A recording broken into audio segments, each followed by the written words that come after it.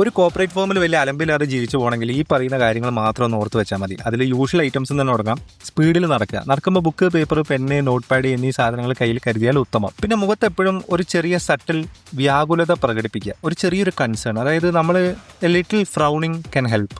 ഇങ്ങനെ കുറച്ചൊന്ന് നെറ്റി ഒളിച്ചിട്ടൊന്ന് സീരിയസ് ആയിട്ട് ഇങ്ങനെ നടന്നാൽ മതി. അതായത് ഒരു ചെറിയ വ്യാകുലത, എന്താണ് സംഭവം എന്ന് നമുക്കും അറിയില്ല, കാണുന്നവർക്കും അറിയില്ല. ഇനി കുറച്ച് സമയം സോൺ ഔട്ട് ആയിട്ട് ഇരിക്കണം തോന്നുകയാണെങ്കിൽ ഫേക്ക് അപ്ഡേഷൻ എന്ന് പറഞ്ഞിട്ടുള്ളൊരു വെബ്സൈറ്റ് ഉണ്ട്. അത് എടുത്തു കഴിഞ്ഞാൽ നമുക്ക് വിൻഡോസ് ആണെങ്കിൽ വിൻഡോസ്, മാക് ആണെങ്കിൽ മാക് അതിൻ്റെ അപ്ഡേഷൻ കാണിക്കും, അപ്ഡേറ്റ് ചെയ്തുകൊണ്ടിരിക്കുക എന്നുള്ളത്. അതുവരെ സിസ്റ്റം തൊടാൻ പറ്റില്ല. അപ്പോൾ അതിൻ്റെ മുമ്പിൽ വളരെ വ്യാകുലപ്പെട്ട് നേരത്തെ പറഞ്ഞ എക്സ്പ്രഷൻ ഔട്ട് ഇരുന്ന് കഴിഞ്ഞാൽ കുറച്ച് നേരം നമുക്ക് സോൺ ഔട്ട് ആയിട്ട് ഇരിക്കാൻ പറ്റും. പിന്നെ എപ്പോഴും ഓർത്ത് വെക്കേണ്ട ഒരു കാര്യം, if everything is urgent nothing is urgent. എല്ലാം തിരക്കിട്ടാണ് ചെയ്യിപ്പിക്കുന്നത്, എല്ലാം ഡെഡ് ലൈന് ഭയങ്കര ടഫാണ്. അതായത് നാളെ കൊടുത്തിട്ടില്ലെങ്കിൽ ഭൂമി ഇടിഞ്ഞു വീഴുമെന്ന് പറയുന്ന സംഭവങ്ങൾ ചിലപ്പോൾ ഉണ്ടാവും. പക്ഷേ അത് സ്ഥിരമായിട്ട് കണ്ടിന്യൂസ് ആയിട്ട് വരികയാണെങ്കിൽ അത് വെറും ഒരു ഫേക്ക് അർജൻസി ജനറേറ്റ് ചെയ്യുന്ന ഒരു സംഭവമാണ്. മനസ്സിലാക്കാനുള്ള ഒരു യുക്തി നമുക്ക് വേണം. പിന്നെ ഏറ്റവും ഇമ്പോർട്ടൻ്റ്, ഒരു മീറ്റിംഗ് നടക്കുമ്പോൾ, മീറ്റിംഗ് തുടങ്ങുമ്പോൾ മുതൽ അതിൻ്റെ തീമോ അതിൻ്റെ കോണ്ടൻസോ നമുക്ക് മനസ്സിലായാൽ മുതൽ അതിൽ ചോദിക്കാൻ പറ്റിയ ഒരു ബെസ്റ്റ് ക്വസ്റ്റ്യൻ തപ്പിയെടുത്ത് കണ്ടെത്തി വെക്കുക. ചാറ്റ് ജിപിടിയോട് ചോദിക്കാം, അല്ലെങ്കിൽ നമുക്ക് തന്നെ കമ്പനീൻ്റെ ഉള്ളത്തെ കാര്യങ്ങളൊക്കെ അറിയുന്നതുകൊണ്ട് നമുക്ക് നല്ലൊരു ചോദ്യം നമ്മൾ ആദ്യം കണ്ടുവെക്കുക. ആ ഒരു ചോദ്യം ചോദിച്ചു കഴിഞ്ഞാൽ പിന്നെ നമുക്ക് വെറുതെ ഇരിക്കാം. പിന്നെ നമ്മളെ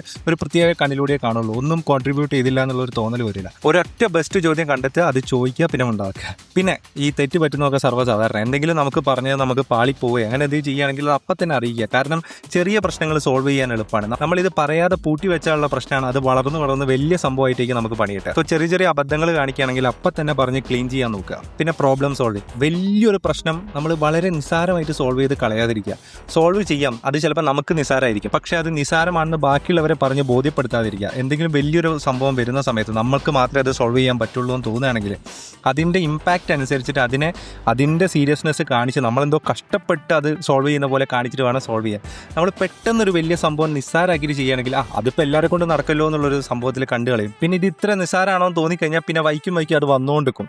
സോ ഏറ്റവും നല്ലൊരു പരിപാടി എന്താണെന്ന് വെച്ച് കഴിഞ്ഞാൽ പ്രശ്നത്തിൻ്റെ ഇമ്പാക്റ്റ് അനുസരിച്ചിട്ട് അതിൻ്റെ അത്രയും ഇമ്പാക്റ്റോട് കൂടിയിട്ട് ആ സൊല്യൂഷൻ അവർക്ക് മുമ്പിൽ ചെയ്ത് കാണിക്കുക, അല്ലെങ്കിൽ അത്രയും സമയം എടുത്തുകൊണ്ട് അതിനെ സോൾവ് ചെയ്യുക. പിന്നെ നമ്മൾ ഏറ്റവും കൂടുതൽ കേൾക്കാൻ സാധ്യതയുള്ളൊരു ഡയലോഗ്, ഞങ്ങൾ എംപ്ലോയീസിനെ ഫാമിലിയെ പോലെയാണ് കാണുന്നത്. എംപ്ലോയീസിനെ പോലെ തന്നെ കണ്ടാൽ മതി. അങ്ങനെയാണെങ്കിലേ നമുക്ക് ബൗണ്ടറി കിട്ടുള്ളൂ. കുടുംബം പോലെ കണ്ടു കഴിഞ്ഞാൽ പിന്നെ നമ്മളെ ശനിയും ഞായറും രാത്രിയും പകലും ഒക്കെ വിളിച്ചുകൊണ്ട് പോകും.